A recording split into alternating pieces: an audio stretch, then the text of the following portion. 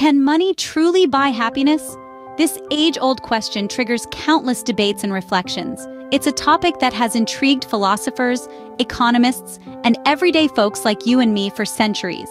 And it's a question that doesn't seem to have a one-size-fits-all answer.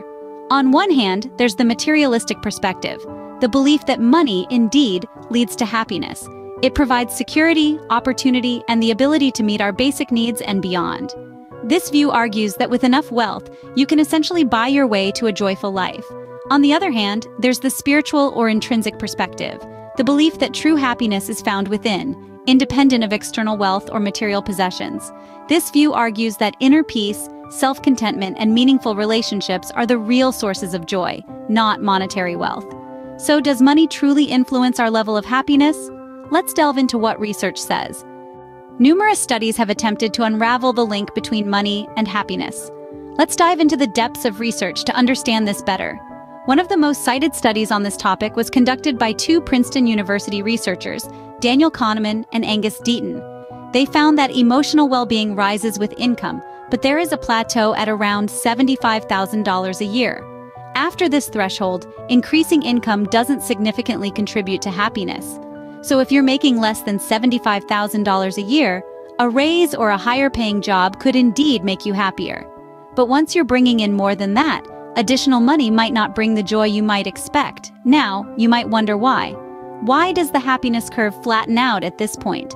Well, their research suggests that once your basic needs are comfortably met, additional income is likely to contribute less to your happiness.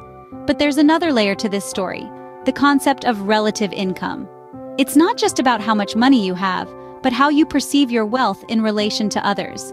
A study from the University of Warwick and Cardiff University found that people's happiness is more heavily influenced by how their income compares to other people in their peer group, rather than their absolute income. It's the classic case of keeping up with the Joneses. If you earn more than your peers, you might feel happier.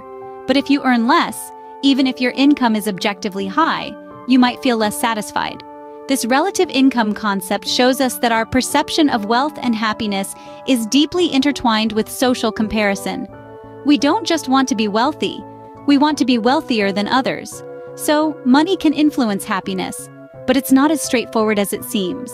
The amount matters up to a point, and our perception of our wealth in comparison to others also plays a role.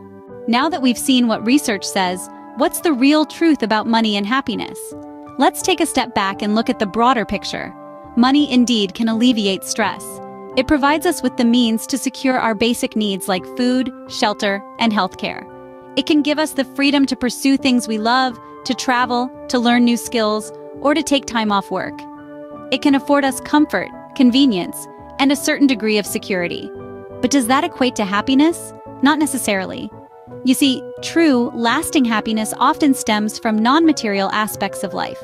It's the joy of sharing a meal with loved ones, the exhilaration of achieving a personal goal, the satisfaction of helping others, the thrill of learning something new, or the peace that comes from living a life aligned with our values and purpose. These are the things that make us feel alive, fulfilled, and truly happy, and they can't be bought with any amount of money. Research supports this view.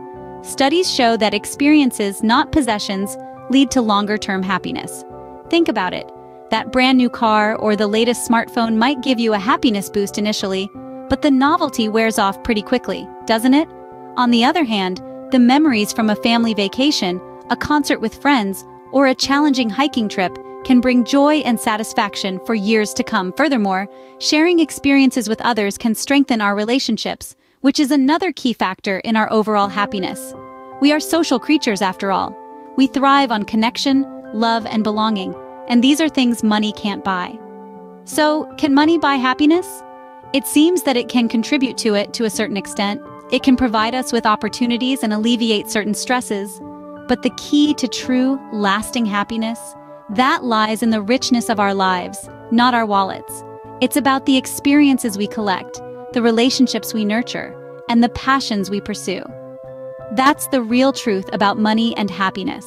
Now that we've dissected the truth about money and happiness, let's apply this understanding to our lives.